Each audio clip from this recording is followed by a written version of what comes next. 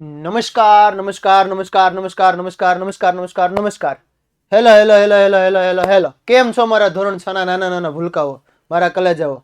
હું અલ્કેશ નસીદ, વિદ્યાકુલ ગુજરાતી સ્ટાન્ડર્ડ 6, 7, 8 ની યુટ્યુબ ચેનલમાં આપ સર્વે વિદ્યાર્થી મિત્રોનું દિલથી ખૂબ ખૂબ ખૂબ ખૂબ હાર્દિક સ્વાગત કરું છું. આજે આપણે આ વિડીયોની અંદર અભ્યાસ કરવાના છીએ. આપણે જે ધોરણ 6 ના પ્રકરણ 1 માં અભ્યાસ કરી રહ્યા હતા ને, એમાં વિચારો અને શોધોનું 1.6 નામનો જે આપણો ટોપિક હતો. આપણે ક્રમમાં 1.1, 1.2, 1.3, 1.4, 1.5 આ બધાના વિડીયો જોઈ ગયા. બધાના સવાલ જવાબે મેં તમને સમજાવ્યા, થિયરી પણ સમજી ગયા. હવે આપણે આ વિડીયોની અંદર અભ્યાસ કરવાના છીએ 1.6 વાળો ટોપિક, જેની ગાણિતિક ચર્ચાઓ હતી, જેમાં વિચારો અને શોધો વાળું હતું. તમારા પાઠ્યપુસ્તક પેજ નંબર 11 ઉપરના જે સવાલો હતા એ આ છેલ્લા તમારા ચેપ્ટરના 5 સવાલોને આપણે અહીંયા સમજ મેળવવાના છીએ. કેવી સમજ? તો મેં તમને આગળના વિડીયોમાં દેખાડી દીધું કે બેઝિક થી લઈ અને એડવાન્સ સુધીનું આવું તમને કોઈ આપશે નહીં. જો તમને આમાંથી કંઈક નવું શીખવા મળતું હોય ને, તો ફટાફટ આપણા આ વિડીયોને લાઈક કરી દો અને તમારા મિત્રો સુધી આને શેર કરી દો અને આપણી આ ચેનલને સબસ્ક્રાઇબ કરી દો. હું આ જે લખાણ સ્વરૂપમાં તમને જે દેખાડું છું ને, એ બધું તમારે જોતું હોય ને, તો એના માટે તમારે શું કરવું પડશે? અહીંયા નીચે લિંક આપેલી છે, એ લિંકને તમે ટચ કરો એટલે એમાંથી એક એપ્લિકેશન ખુલશે પ્લે સ્ટોરમાં જઈને. ત્યાં જઈ અને એપ્લિકેશન ડાઉનલોડ કરી લો. એમાં હું તમને આ બધા વિડીયોની પીપીટી અને પીડીએફ આપવાનો છું. તો ચાલો બાળકો, આપણે આપણા લેક્ચરની શરૂઆત કરીએ. આપણે આપણા અભ્યાસની શરૂઆત કરીએ. પ્રકરણ નંબર 1 ધોરણ 6, જેનો આપણે પેજ નંબર 11 પરના જે સવાલો છે એની વાત કરીએ છીએ. તો પહેલો સવાલ શું કહે છે બાળકો? તમને અહીંયા નિયમિત બહુકોણની શ્રેણીમાં તમને અહીંયા એવું કીધું છે કે નિયમિત બહુકોણની શ્રેણીમાં દરેક આકારમાં બાજુઓની સંખ્યા ગણો. આપણને ખબર છે કે નિયમિત બહુકોણ એમાં બાજુ ગણો ને એટલે ત્રિકોણથી ચાલુ થાય. બહુકોણ બનાવવા માટે, કોઈ પણ આકૃતિ બનાવવા માટે 3 બાજુ જોઈએ. 3 બાજુ વાળો એટલે ત્રિકોણ, 4 બાજુ વાળો એટલે ચતુષ્કોણ, જેને આપણે ચોરસ કહીએ, 5 બાજુ વાળો એટલે પંચકોણ, ષટકોણ, સપ્તકોણ, અષ્ટકોણ, નવકોણ, 10 કોણ, 11 કોણ, 12 કોણ, 15 કોણ, આગળ હાલા જાવ. એક બાજુ વધારો એટલે નવો કોણ મળે. તો આ જે નિયમિત બહુકોણ વાળી જે શ્રેણી હતી ને, એમાં દરેક આકારમાં બાજુઓની સંખ્યા ગણો. આપણે ગણી લીધી 3, 4, 5, 6, 7, 8 વધી ગયા. આગળ તમને કઈ સંખ્યા શ્રેણી મળે છે? તો આપણે વાત કરી 3 થી ચાલુ કરી અને અનંત સુધીની. નિયમિત બહુકોણની શ્રેણીમાં દરેક આકારમાં ખૂણાઓની સંખ્યા વિશે તમે શું કહી શકો? હવે જો 3 બાજુ હોય ને, તો એ આકારમાં 3 ખૂણા હોય, એટલી મને ખબર પડે. તમે આકૃતિ જોવો ને, 3 બાજુ હોય, એને મારે બંધ કરવી હોય ને તો 3 ખૂણા બનાવવા પડે. એટલે કે 3 બાજુમાં 3 ખૂણા, 4 બાજુમાં 4 ખૂણા, 5 બાજુમાં 5 ખૂણા. તમને સમાન સંખ્યા શ્રેણી મળે છે. આ બાજુ અને ખૂણા માટે સમાન મળે છે. શું તમે સમજાવી શકો કે આવું કેમ થાય છે? તો ચાલો બાળકો, આપણે અહીંયા એની ચર્ચા કરવાના છીએ. આપણે અહીંયા શું કરવાના છીએ? એ બધું સમજવાના છીએ કે શું કહેવા માંગે છે. તો પહેલા તો તમને અહીંયા આપેલું છે કે બાજુઓની સંખ્યાની શ્રેણી, જેની દરેક વખતે બાજુ વધે છે ને, એ બાજુની સંખ્યા શ્રેણી શું છે? તો નિયમિત બહુકોણની શ્રેણી ત્રિકોણથી શરૂ થાય છે. ક્યાંથી ચાલુ થાય છે? ત્રિકોણથી. ત્રિકોણ પછી આગળ જાવ તો ચોરસ, એટલે કે 3 ખૂણા, 4 ખૂણા, આગળ વધો તો 5 ખૂણા. થાય છે ક્લિયર શું કહેવા માંગુ? એ સમજ પડે છે? ચાલો, ત્યારબાદ આપણે આગળ જોઈએ તો આકારોમાં બાજુઓની સંખ્યા અનુક્રમે ત્રિકોણમાં 3 હોય, ચોરસમાં 4 હોય, પંચકોણમાં 5, ષટકોણમાં 6, સપ્તકોણમાં 7. આવી રીતે એક એક બાજુ વધારતા જાવ ને, તો આપણને આગળની શ્રેણી મળતી જાય. ચાલો, ત્યારબાદ આથી તમને 3, 4, 5, 6, 7 અનંતની સંખ્યા શ્રેણી મળે છે. ચાલો, ખૂણાઓની વાત કરીએ તો ખૂણાઓમાં શું છે કે ખૂણાઓની સંખ્યા શ્રેણી શું છે? તો દરેક બહુકોણમાં ખૂણાઓની સંખ્યા પણ તેની બાજુ જેટલી જ હોય છે. 3 બાજુ હોય તો 3 ખૂણા. આપણે અહીંયા આકાર દોર્યો તો 1, 2 અને 3, 1, 2 અને 3, જેટલી બાજુ એટલા ખૂણા. થાય છે ક્લિયર? જેમ કે ત્રિકોણમાં 3 ખૂણા, ચોરસમાં 4 ખૂણા, પંચકોણમાં 5 ખૂણા. ત્યારબાદ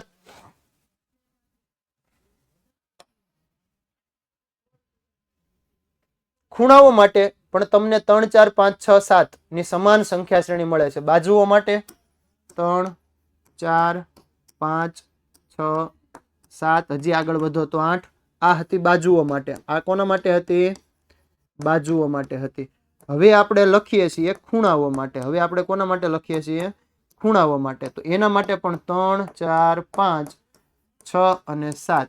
એનો મતલબ કે આ શ્રેણી અને આ શ્રેણી સમાન છે. કેવી છે? સમાન છે, જે તમને પૂછ્યું હતું કે નિયમિત બહુકોણની શ્રેણીમાં દરેક આકારમાં ખૂણાઓની સંખ્યા પછી તમને સમાન મળે છે. તો આ બંને કેવી મળે છે? સમાન. ચાલો, ત્યારબાદ આવું થવાનું કારણ તમને પૂછ્યું હતું, તમે સમજાવી શકો આવું શું કામ થાય? તો એના માટે આપણે કહીએ કે કોઈ પણ બંધ આકૃતિ જેને બહુકોણ કહીએ છીએ એ રેખાખંડો જોડવાથી બને. તમે એક રેખાખંડને બીજા સાથે, બીજાને ત્રીજા સાથે, ત્રીજાને ચોથા સાથે આવી રીતે જોડો તો તમને મળે. અને બે બાજુઓ જ્યાં જોડાય ત્યાં એક ખૂણો બને. બે બાજુ જ્યાં જોડાય ત્યાં શું બને? એક ખૂણો બને. અને આકૃતિને સંપૂર્ણ બંધ કરવા માટે જેટલી બાજુ હોય ને એટલા ખૂણા જોઈએ. જેમ કે હું અહીંયા તમને ચોરસ દેખાડું, જુઓ, સમજ પડી? એક બાજુ, બીજી બાજુ, ત્રીજી બાજુ, ચોથી બાજુ, 4 ખૂણા બન્યા. અહીંયા 4 કાટખૂણા બન્યા. સમજ પડી? 4 બાજુ હતી એને જોડવા માટે મારે 4 શિરોબિંદુ લેવા પડ્યા. એનો મતલબ કે અહીંયા 4 ખૂણા બને. ચાલો, કોઈ પણ બહુકોણમાં બાજુઓની સંખ્યા, કોઈ પણ બહુકોણમાં બાજુઓની સંખ્યા ખૂણાઓની સંખ્યા હંમેશા સરખી જ હોય. બાજુઓની સંખ્યા અને ખૂણાઓની સંખ્યા હંમેશા કેવી હોય? સરખી હોય. થાય છે ક્લિયર? ડન છે? આ હતો આપણો પહેલો સવાલ. ચાલો, હવે આપણે વાત કરીએ છીએ કે સંપૂર્ણ આલેખ શ્રેણીમાં આપણે કયો સવાલ જોવાના છીએ? હવે આપણે જોવાના છીએ બીજો સવાલ. ચાલો, બીજા સવાલમાં શું કીધું છે આપણને? કે સંપૂર્ણ આલેખની શ્રેણીમાં દરેક આકારમાં લીટીઓની સંખ્યા ગણો. દરેક આકારમાં જે લીટી આવે ને એ લીટીઓની સંખ્યા ગણો. તમને કઈ સંખ્યા શ્રેણી મળે? શું તમે સમજાવી શકો આવું કેમ થાય છે? ચાલો, તો પહેલા તો આપણે અહીંયા શું કરવું પડશે ખબર? કે સંપૂર્ણ આલેખ વાળો જે આપણને આપેલો હતો ને એ આલેખનો ફોટો જોઈશે મારે. તો મેં તમને અહીંયા દેખાડી દીધો આલેખ અને નીચે એના લીટીઓની સંખ્યા. 2 હોય તો 1, 3 હોય તો 3, 4 હોય તો 6, 5 હોય તો 10 અને 6 હોય તો 15. આલેખને કમ્પ્લીટ જોઈ લ્યો. એના ઉપરથી તમારે કહેવાનું છે કે લીટીઓની સંખ્યા ગણી શકો? હા, ગણી શકીએ. તમને કઈ શ્રેણી મળે? તમને મળે 1, 3, 6, 10, 15. 1, 3, 6, 10, 15. બાળકો વિચારો આ કઈ શ્રેણી હતી? ચાલો, હું તમને બતાવું અહીંયા કે આવી જ રીતે આપણે આગળ વધીએ તો આપણને આ ત્રિકોણીય સંખ્યાની શ્રેણી મળે. કઈ શ્રેણી મળે આપણને? આ ત્રિકોણીય સંખ્યાની. કઈ શ્રેણી મળે? ત્રિકોણીય સંખ્યાની. 1, 3, 6, 10, 15 જે ક્રમિક n સંખ્યાઓના સરવાળાના પરિણામ સ્વરૂપે પણ આપણે દર્શાવી શકીએ. જેમ કે K2 માટે 1, K3 માટે 1 + 2 એટલે 3, K4 માટે 1, 2, 3 એટલે 6, 1, 2, 3, 4 એટલે 10. આવી રીતે આગળ વધો તો 1, 2, 3, 4, 5 એટલે 15. થાય છે ક્લિયર? હજી તમે આગળ જાઓ તો આમાં 6 ઉમેરો એટલે 21. કેટલું ઈઝી હતું? ડન છે? ક્લિયર છે? આ હતો આપણો સવાલ નંબર 2. હવે આપણે વાત કરીએ છીએ સવાલ નંબર 3 કે એકબીજા પર ગોઠવાયેલા ચોરસની શ્રેણીના દરેક આકારમાં કેટલા નાના ચોરસ છે? એના માટે આકૃતિ જોઈશે. આનાથી કઈ સંખ્યા શ્રેણી મળે? આગળ કર્યું તું એ જ ચોરસ ગણી લો એટલે તમને સંખ્યા શ્રેણી મળે. અને આપણે સમજાવવાનું છે કે આવું શું કામ થાય છે. તો ચાલો બાળકો, એકબીજા પર ગોઠવાયેલા ચોરસ 1, 4, 9, 16, 25 આ તો કંઈક વર્ગ શ્રેણી મળે છે તમને. જુઓ આકૃતિ જુઓ, નીચે મેં તમને એના ચોરસ ગણીને આપ્યા છે. તો બાળકો આવી જ રીતે આગળ વધો તો આપણને ખબર પડી ગઈ કે આ કઈ શ્રેણી મળે છે? આપણને ચોરસ સંખ્યાઓની શ્રેણી મળે. કઈ સંખ્યાની શ્રેણી મળે? ચોરસ. અને ચોરસ સંખ્યાની શ્રેણી મળવાનું કારણ એ છે કે ચોરસની થપ્પીમાં ચોરસ આકારની ટાઇલ્સ બનાવે અને દરેક ટાઇલમાં નાના ચોરસ ઉમેરો તો હરોળની સંખ્યાનો ગુણાકાર તેની તે જ સંખ્યા સાથે કરવો પડે. આપણે કીધું હતું કે એની સંખ્યાનો એની સાથે ગુણાકાર એટલે ચોરસ. વર્ગ સંખ્યા. થાય છે ક્લિયર? ડન છે? ચાલો, હવે આપણે આગળ વધીએ એમાં. તો જુઓ n² એટલે કે n બરાબર 1 મૂકું તો 1 નો વર્ગ એટલે 1, 2 નો વર્ગ એટલે 4, 3 નો વર્ગ એટલે 9, આવી રીતે 4 નો વર્ગ એટલે 16, 5 નો વર્ગ એટલે 25, 6 નો વર્ગ એટલે 36. થાય છે ક્લિયર? ડન છે. ચાલો, એકબીજા પર ગોઠવાયેલા ત્રિકોણની વાત કરવાની છે. અને આ શ્રેણીના દરેક આકારમાં કેટલા નાના ત્રિકોણ છે?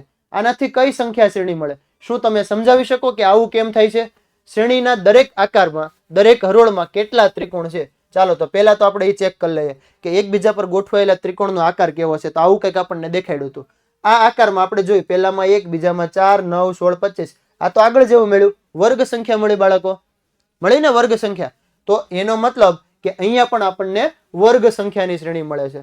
ચાલો, કે આવી જ રીતે તમે આગળ વધો તો આપણને અહીંયા પણ કઈ શ્રેણી મળે છે? ચોરસ સંખ્યાની શ્રેણી. કઈ મળે છે? ચોરસ સંખ્યાની શ્રેણી. 1, 4, 9, 16, 25.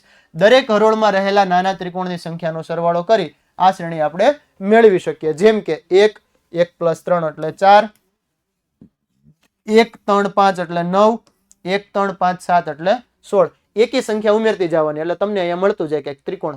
ક્લિયર છે? ડન છે? ઓકે. કોચ હિમકણ ની શ્રેણીમાં કોચ હિમકણ એટલે કે સ્નોફ્લેક ની શ્રેણીમાં એક આકારમાંથી બીજા આકારમાં જવા માટે દરેક રેખાખંડને ગતિ અવરોધક એટલે કે આપણે સ્પીડ બમ્પ એના વડે બદલવામાં આવે છે. જેમ જેમ આ વધુ ને વધુ વખત કરવામાં આવે ને એમ એમ ખૂબ જ નાના રેખાખંડો સાથેના ફેરફારો નાના ને નાના થતા જાય છે. કોચ હિમકણના દરેક આકારમાં કુલ કેટલા રેખાખંડ છે? અનુરૂપ સંખ્યા શ્રેણી મેળવો. જવાબ તરીકે તમને કીધું છે 3 બાર 48 છે એટલે કે 4 ની ઘાતના 3 ગણા. હવે એ બધી વસ્તુ આપણે જોઈ લઈએ. આ શ્રેણી કોષ્ટક 1 માં દર્શાવેલી નથી પણ આપણને ખબર છે કે સ્નોફ્લેક વાળું છે એને મારે દર્શાવવાનું છે.